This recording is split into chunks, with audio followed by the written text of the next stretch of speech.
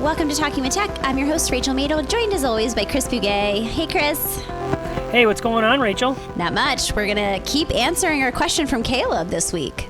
That's right. So just as a quick reminder from last week, we got many weeks ago, we got an email from someone named Caleb who wrote me on LinkedIn. Caleb works in Singapore and has been attempting to implement the specific language system first approach, but not just that, even more in depth about AAC in general. Got to do some training with 120 teachers, he says, but he did have some questions, some clarifying questions.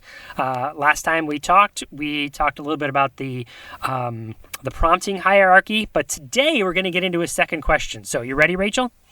I'm ready. Having recently heard and seen more information regarding Gestalt language processors and knowing that many of our students with autism learn language in chunks/phrases instead of single words, should we be modeling functional phrases like, let's get Oreos instead of want Oreos or Oreos? Essentially, what are our thoughts about how Gestalt language processing works in relation to AAC? All right. This is a big one, Chris. I'm only laughing because I'm thinking about ATAA last year. And it was just like all the rage. Everyone was talking about Gestalt language processing in AAC. And so anyway, I'm giggling because of that. So I can give you my thoughts. I can tell you what I think. First of all, let's preface the conversation by saying we don't have any research to help guide us in this area. We do have, some insight about Gestalt language processing. And maybe, Chris, I feel like we need to define it for our audience, for people who are like, what is that? So essentially, it's this idea that there are two different kinds of language processing. The one everyone's most familiar with is analytical language processing, meaning you learn, words as single units of meaning, and then you start building, phrases and sentences. So this is the way that we think about language development. This is the way we think about language development typically. Babies start learning how to say bottle, and then they start saying give bottle or my bottle, and we start building kind of language from the ground up. The idea of Gestalt language processing is that individuals have the ability to learn chunked phrases of language that still have a single unit of meaning. So every kind of language processing has a single unit of meaning. It's just with analytical language processors, that single unit of meaning is a single word, versus Gestalt language processors, they could have a whole string of words in a phrase or sentence that has a single unit of meaning. So that's just kind of the definition. Did I do the definition justice, Chris? Yes, I would add one little clarifying feature here, and that is the concept of the morpheme. So we hinted at it a little bit last week, but let's mention it here too. The smallest unit of meaning is actually a morpheme. So a morpheme is, there could be multiple morphemes per word. So for instance, the word stop. That's a morpheme. But if I added ing to it, stopping, now we have two morphemes. We have the stop and the ing. And by adding that ing, it slightly changes the meaning of the word, right? It provides a different meaning than the word stop, right? It means we're in the action of doing it rather than telling someone to do it or commenting about something. We're describing the action, right? So, or stopped means the meaning has changed. It means we're in the past tense now. We're describing something that has happened in the past. So that really, yes, I think that's important in this discussion because in phrases, you might have multiple morphemes.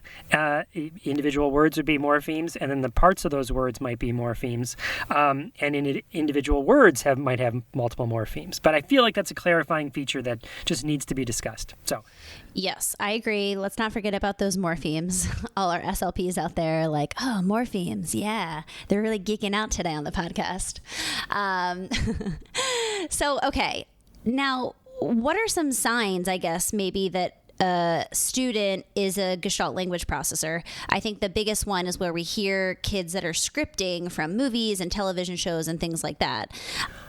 Can I stop you right there? Yes. I think the biggest sign, this is Chris is climbing up onto a soapbox here, but here it is. The biggest sign that someone's a Gestalt language processor is that they're breathing. And then the reason I'm going to say that very significantly like that is because I feel like everyone is a Gestalt language processor, and everyone is also a analytical language processor. And that the way it's presented sometimes is that you're either one or the other, and that you can't be both. And I find that is, in my experience, that is completely false. That I have learned certain phrases because there's gestalts that I have learned, and then there's also many individual morphemes that I've learned, and that it's not one or the other, it's both. And I base that on just every person that I've ever met. Whether you have autism, whether you have whatever your complex communication needs might be, or whether you don't. It seems like everybody is both. And so could it be that somebody's more? Sure, but I really feel like it's really dangerous to say someone's a Gestalt language processor or an analytical processor. It's better to think of everybody as both, and then think of strategies that could be used to teach with both of those in mind. The other thing I'll say is that I feel like the biggest takeaway for me as I've learned more about Gestalt language processing is that many autistic students get stuck using gestalts that people aren't recognizing. So we hear our student with autism saying to infinity and beyond to mean up, right? And we're just ignoring that or, not recognizing that as valid communication. And so for me, one of the biggest aha moments was to really listen to every communication that a student is showing us, even if it feels like it's scripting from a movie or a TV show or a song, and then trying to do the kind of detective work to figure out what's actually underneath that gestalt or that script.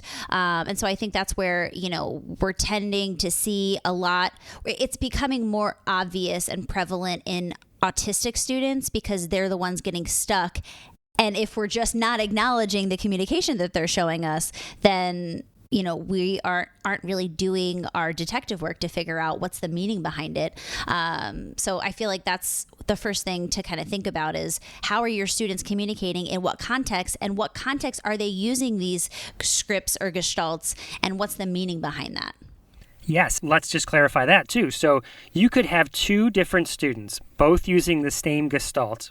You said to infinity and beyond, and for whatever reason, when they learned that phrase together, I can think of those as individual words, but really it's just a whole phrase together, right? All those sounds come together as one unit, and two individual people might associate that with a different meaning.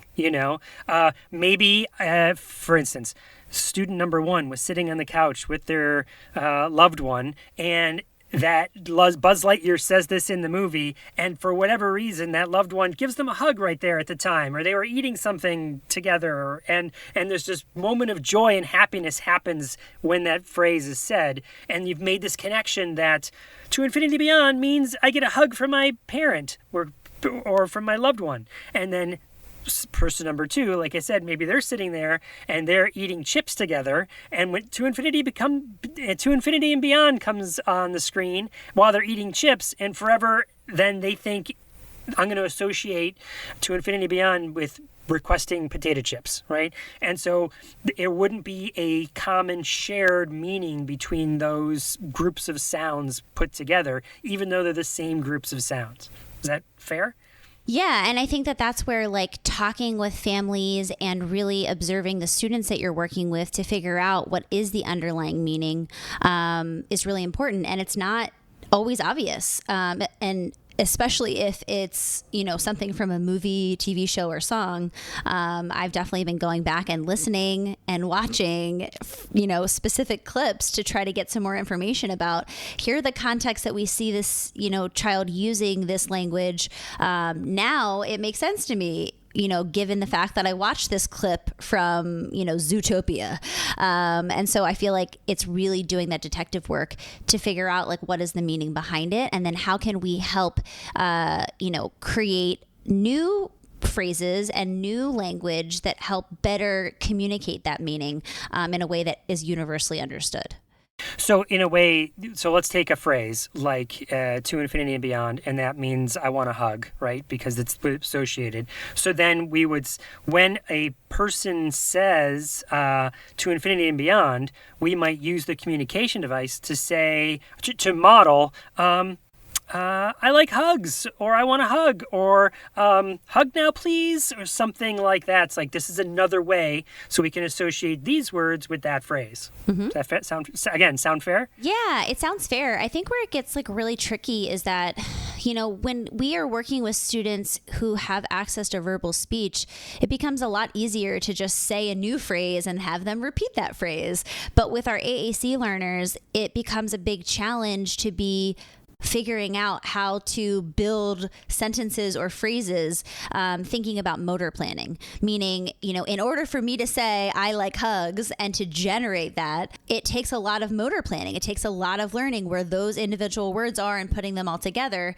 And so I think the question that everyone in the AAC community is thinking is like, how do we do this to support motor planning? Do we change the device? Do we program scripts into the device or gestalts into the device? And I think that's where, like, at least everyone at ATIA, and still I think currently, is like, what do we do? And, there's definitely different schools of thought there. If you are of the camp that everybody's both, then you wouldn't have to throw out everything we know about how we teach words and sounds and language now. Everything we've been talking about on this podcast for 5 years now. All of that would still apply. It's just, is there other strategies we could use in addition to that, to honor and respect the gestalts and take advantage of the fact that somebody might be using more gestalts than somebody else, right? But it wouldn't necessarily negate teaching analytically the way we've been, again, modeling words and showing people individual words and morphemes and teaching them what they mean.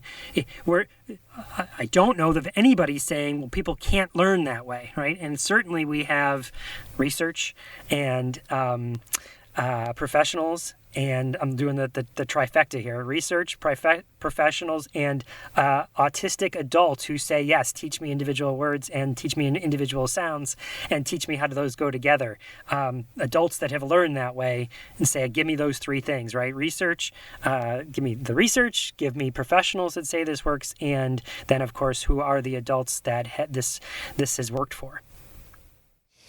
Yeah, I mean, I think in my own practice, I'm doing a little bit of both. I haven't for students who I suspect are leaning more on the Gestalt language processing side, it's not like I've completely abandoned, generative language with single word concepts.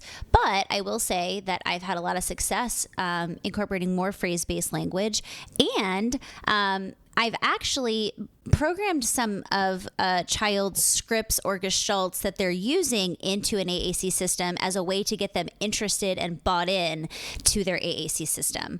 And so that can be a really big game changer if you're working with a student who has lots of scripting, but they're not really interested in their AAC system. Programming that in can be a way to get them excited to communicate using their AAC. And then once we get that buy-in, we can then start kind of modeling and doing all the things with the AAC system that we need to do in order to teach them how to, more efficiently and effectively communicate. Yeah, I think you've told stories like that on the podcast before, and I've certainly heard you tell them in some of our professional learning experiences where someone was turned off to AAC and maybe they had a negative experience with it. Again, maybe a lot of demands were placed on them, and this thing has become a tool where someone barks commands at me and I'm forced to use it. So let me, or for whatever reason, it wasn't used in a way that the user themselves found effective. So what I've heard you say you do is, well, okay, maybe I'll put a phrase on there, and now suddenly we're respecting the person sees that we're respecting their language. We're using this tool in a different way, and it's not just to give them commands or force them to do something. And that sort of is I think your word was a catalyst for, okay, now I can see how I can use this. The door that was once closed is now reopened, and I can use this to generate language. Yeah, I mean, I think that it's been really powerful. And, just to reiterate, whenever we have a student saying anything to us and communicating anything, we need to honor it. We need to acknowledge it. And I think oftentimes what happens, again, with scripting is that, like, oh, just ignore it. They're just reciting their favorite Toy Story movie, right? And it's like, no, like, actually repeat it back to them and say, like, I hear you, like, to infinity and beyond, right? Like, and when you do that, oftentimes you have students who look and are like, wow, like, yes, that is what I said. Like, now all of a sudden we're communicating with a shared language, and, building that trust and rapport is the first step in any type of relationship where you're trying to build communication skills. And so I think the kind of takeaway is acknowledge all communication, which we've been saying for years on this podcast. Yes, yes, exactly. One other thing I'd like to mention about the Gestalt language processing in general, and is that you and I both have just now, if you go back and listen to what we just said, you'll hear us both say phrases. And I think, just to talk it out for a second, a phrase, what is the definition of a phrase? It's probably multiple words put together, right? But gestalts could be an individual word. Like, so for instance, ka-chow, right? And I wonder if someone said ka-chow, again, maybe because, again, that they were watching the movie Cars and they had this wonderful moment, and it means a moment of happiness to them. It's a single word, ka-chow, that might convey this meaning of happiness, right? In the same way, for another person, that might be to infinity and beyond. So maybe a way to think of it is a string of syllables together. And for those of us that have learned language and know to segment out the words, it feels like to, infinity, and beyond are 4 words, and ka-chow is 1 word, but really they're all just a bunch of sounds put together that convey meaning. It's this group of sounds, when put together, convey meaning. We're the ones who are segmenting them out. And again, I feel like that's important because it could be that people are confused about the length, I guess, or that it's individual words put together, but really, I think it's sounds. One kind of example from my own practice is I had a student who was using milk, and he was saying milk for every beverage. So, like, for him to say milk meant, like, I want a drink right now. But, like, everyone was really confused because we would give him milk and then he'd be like, he'd push it away. Like, oh, you want orange juice? He'd say milk. And so I feel like that was an example of how he learned a single word as a gestalt. And he was kind of stuck in that, until we started teaching him, okay, like, this is juice and this is a smoothie and this is water and this is milk, right? And, like, the AAC really helped with that. And so I'm sure a lot of our listeners are out there thinking, like, yes, I do have, a student I'm working with who feels like they're, I'll put this in air quotes, overgeneralizing a word. I think that can be a telltale sign that, like, perhaps when they learned that was the first thing they learned, and then then they're using that as a gestalt for, like, something like, I'm thirsty or I want a drink, right? And so I think just, like, really thinking through the lens of, what's the meaning behind this, and then how can I teach how the meaning changes based on the changing of the words or the morphemes or, the sentence order, all of those things, the word order, all of those things kind of put together, I think is really important. And that's kind of our job as SLPs is, teaching how we can manipulate those words and morphemes and word order in order to have different meanings. One last thing, and then we'll get to the rest of the episode today. And that is, Rachel, I've been keeping a list in my Google Keep of all the gestalts that I and my family say that it would be something that's a shared meaning to us, but maybe not to the rest of the world. So at some future banter, I think we should break out that list, and maybe I'll say what these phrases are, and then you could maybe guess what they mean to us. Does that sound like a fun game? This sounds like a really fun banter game. I'm excited. Awesome. So look forward to that in a future episode. Before we head into the episode, Chris, I have to say, we are 20 reviews away from 200 reviews on iTunes. If you guys listen to this podcast, help us get to 200 reviews before the end of 2022.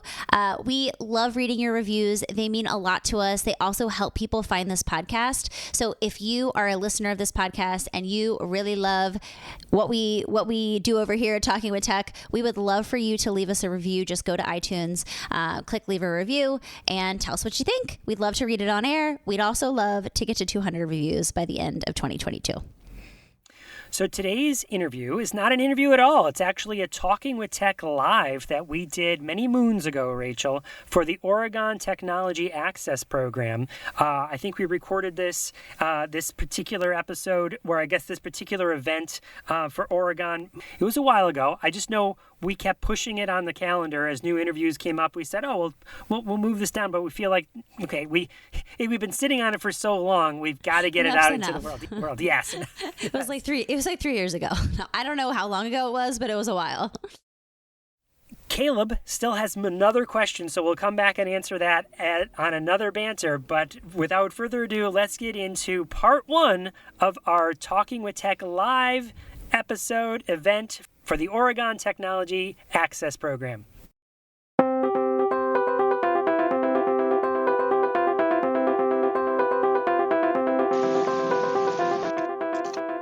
Hello, my name is Lance McLemore, and I am a team member with Impact Voices. AAC users make up a very small percentage of the population. We are scattered, isolated, and rarely or never get to meet anyone like us. This makes it difficult to impossible to have a community. Impact Voices helps to fill in that gap. Impact Voices is a non-profit organization who supports, empowers, and connects AAC users worldwide. Impact Voices connects AAC users together to empower them to make an impact in their community. Impact Voices creates a space where AAC users of different abilities and experience come together to talk, laugh, encourage each other, and enjoy the company of others like ourselves. For more information on Impact Voices and to get involved, visit our website, connect with us on Facebook, Instagram, and LinkedIn.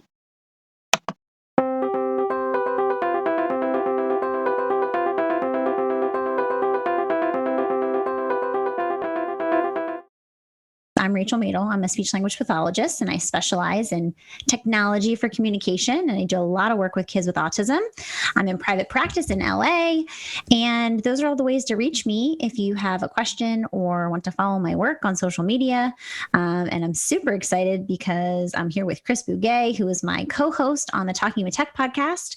And you guys are here for Talking with Tech Live. So hopefully you guys know the Talking with Tech podcast. Put it in the chat if you are a listener of the Talking with Tech podcast.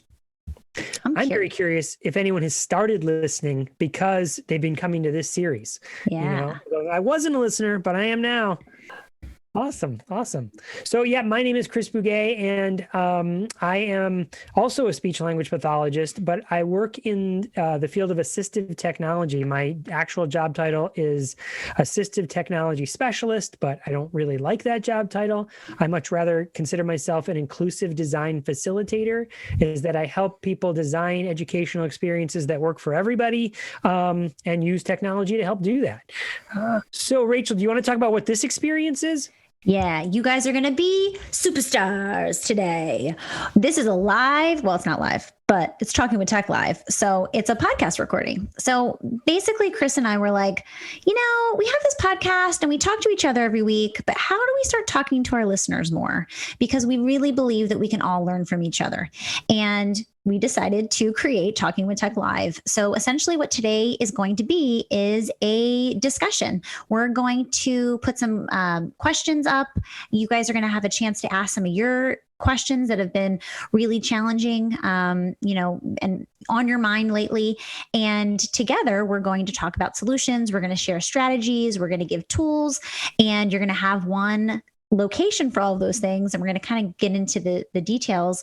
There's this link here, and that link takes you to the page where you're able to ask a question. And so hopefully you guys have some questions so we can get the discussion going. And I have to say, get them in fast because I feel like we never have time to answer them all. So you can click on this link. Actually, I have the link here so we can simply put it in the chat. So we just wanted to dive in and start getting the questions and start talking about them. So if you want to respond to a question, you can simply put it in the chat. You can, the more efficient place is to put it in the spreadsheet, which we're going to show you and link to. You can see that there's different tabs because they're the different events that we've done so far. And then you can simply type into the spreadsheet to answer, share a link. You also can come and put your microphone on and talk through some strategies or solutions that you found useful in your practice. So it's up to you what comfort level you feel, but this is all going to be recorded and we're going to air it on our podcast. So I'm really excited to get started. It looks like everyone has tons of questions, which is good. We have. So Rachel, let me explain what we're looking at here just real quick. So the way first, I'm seeing a couple of people have popped in here just to make sure you didn't miss it. If you go to the slide deck, there are two slides. The first slide takes you to the Google form where you can submit a question. But the second slide that just says responses is a place where if you click on that responses, and in fact, hold on, I can put that in the chat too. I'm putting it in right now. Oh, you're doing it? Okay. Yeah. If you click on that, it'll take you to this spreadsheet, and everything over here in D, E, F, G, you see solutions, ideas, strategies, tools. That's all editable, meaning you have editing rights to that. And in fact, if you look at what we did at Closing the Gap, you can see people asked questions, and over here is where participants wrote responses. Well, hey, I know a great tool for that, or here's what we do in our neck of the woods, again, to kind of crowdsource ideas. So we need your questions, you guys. What's been the struggle? And I think we all have some challenges, especially lately. So curious, we can start with Alexandria to start talking about some assessment. What do you say, Chris? Yeah, so let's throw it out to the group. How are you currently doing assessments? We'd like to invite you to, if you are currently doing assessments and you're like, you know what, I have some cool strategies, or here's what's worked well for me. We'd like to invite you to come on the mic right now and share with us what's working for you. We got to help Alexandria out. Oh, we just got another question. Exciting. Did you guys realize that you were going to be the presentation today? Surprise.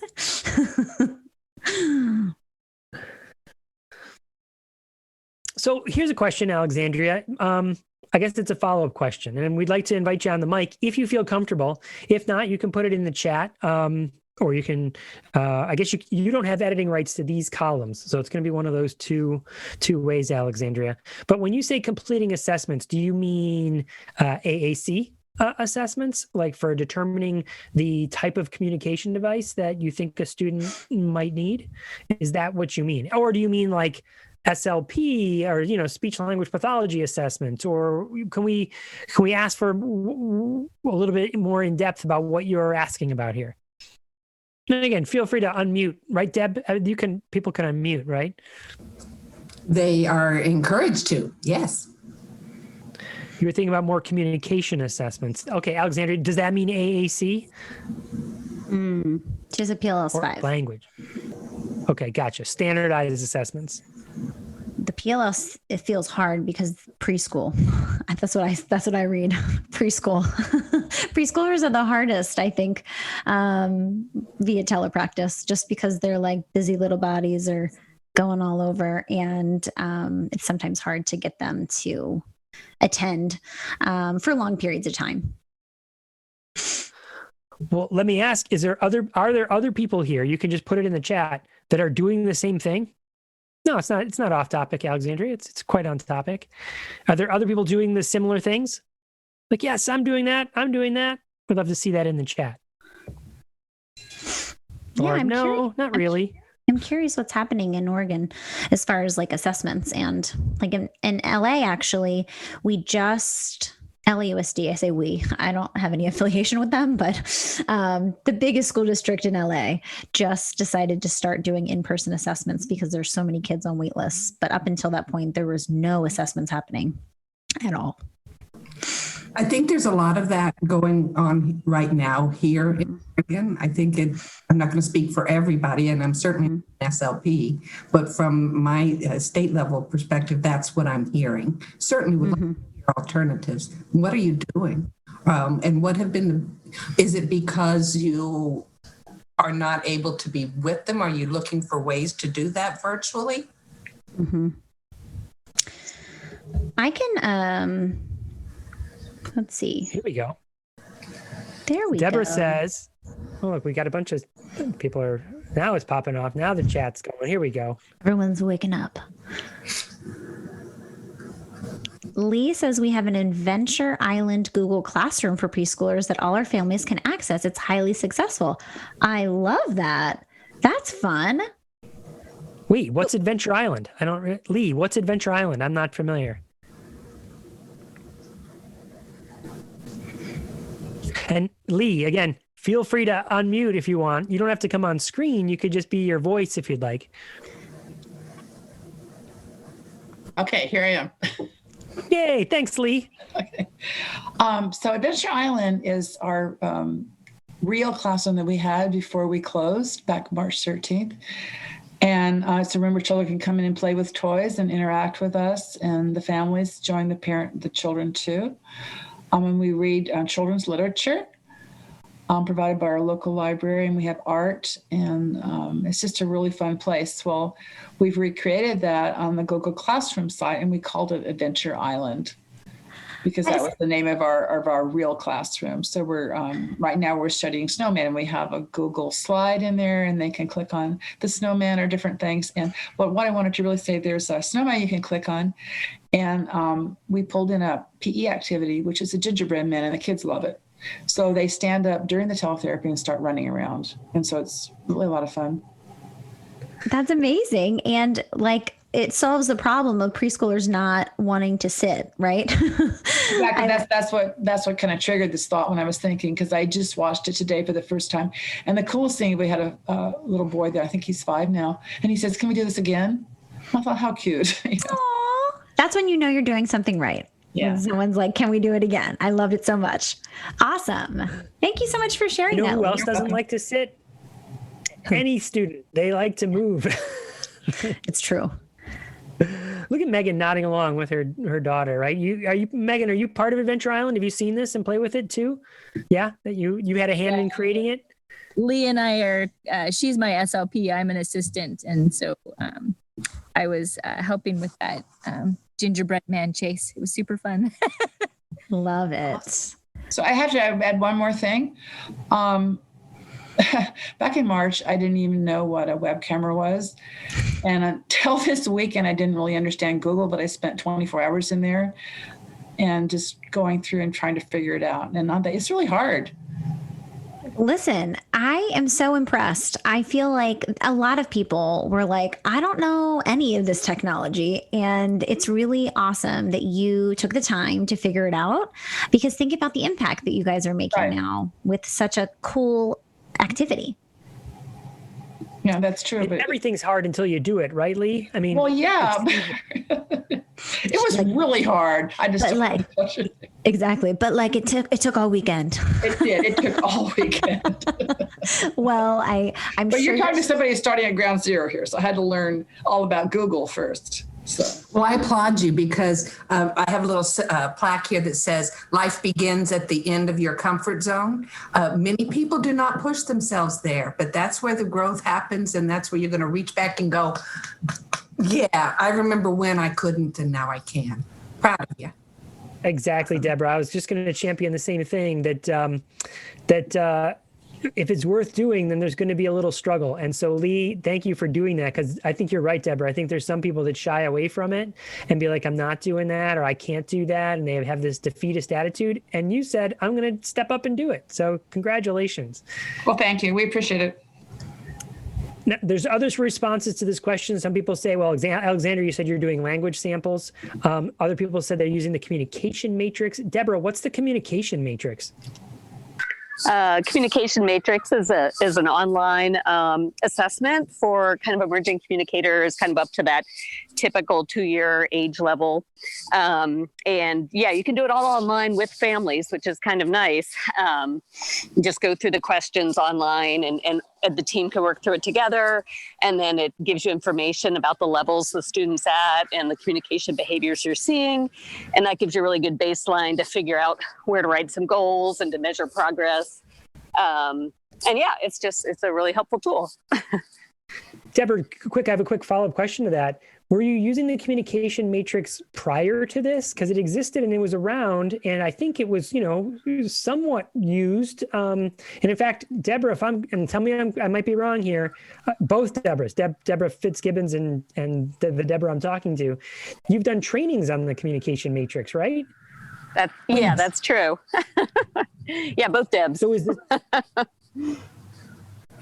That's right. So Deborah, I'm sure knows more about it than I do because she's more in that field. But a lot of the folks at OHSU, is it OHSU? Yeah, correct. Yeah. And so a lot of people working with it from the research standpoint, and Deb Lesher is certainly a champion of it. Yeah, it's a great tool, free. And I was using it before, but we don't really do assessments in my program. We coach and help other people do assessments. But what would happen before is I would coach somebody and I'd end up doing most of it, and so now online, it really is so great because we're all really a team together doing it, which I think gives you the best results, and the parents are so involved. So it's kind of been one of those silver linings to do the assessment in this distance learning format. I couldn't agree more. I love that. And I have been doing some virtual AAC assessments, and it's even more important, I think, when you're figuring out what tool to use.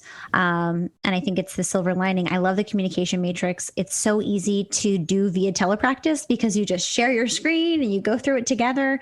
And then it makes that beautiful chart for you where you can see, the skills. So I'm happy that you guys are using that. It's a really great tool. Are there any other suggestions as far as assessments, virtual assessments?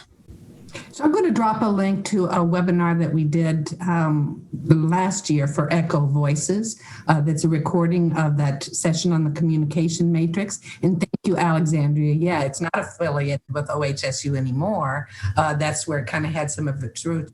He's saying it's a nonprofit now. I'm going to drop a link in. So if you wanted to look a little bit more about that, you can. I'm going to add a little bit to the assessment question, and then perhaps we can move on unless somebody else has something else to share. I think one of the most important things, of course, is the case history and talking with families. I think you can get a lot of information if you ask really strategic questions. I use a lot of videos in my sessions. I have families take videos because we can't always capture, a good language sample, for example, when it's like, okay, it's Monday at 10 a.m. It's time for your assessment. The same way that when we're in person, we don't always get a good, grasp of what's happening. And so I love using video and having family members take video of a child to really, see kind of what their language skills are. And it's also not as much pressure when it's like, okay, open the computer, you're on. So that's a strategy that I use. And I think just really training communication partners on how to optimize assessments virtually. So that means thinking about the environment, like where is the student? Are they seated in a chair with their feet on the floor? What's the background noise situation? Are siblings running around? I think all of the kind of prep work before an assessment can really help to optimize it. There's, of course, those curveballs that come and you're like, oh, well, I didn't expect that. that. But the more we can do ahead of time to kind of prepare a family for assessment, I think the better. Can I throw in one other follow-up thing here, Rachel? Mm-hmm. Alice and Alexandria, you both mentioned in the chat that you've been using language samples. And my question to you is that something you picked up? Is it something you've always been doing, or is it something that is new or newer because of our circumstances during the pandemic? I'm curious. I can't answer for myself. I've been, at least for my side of it, I'm trying to do the same thing that I typically do in terms of speech and language samples, just virtually. So like I use a lot of wordless picture books. So I've just taken pictures of all the pages and made slideshows and show those. So the kids are narrating the same wordless picture books I would present in a in-person session. So I've only done one of those so far, but it went okay. So yeah. Cool. I was copying some things. I'm copying some things over from the chat to the spreadsheet because the idea is that you guys have this in one place. So you can go back, you can refer to what was that link or that webinar that someone recommended. So feel free to add links and things like that into the spreadsheet. I don't know, Chris, should we move on to the next question? Sure, you bet. Let's see. So the next question is, how do we help teams who are struggling to provide students for AAC and remote learning? I know someone who is 11 years old, not attending school at all when her 4 siblings are, because nobody knows how to work with someone who doesn't communicate in the typical way. So do people know people like this?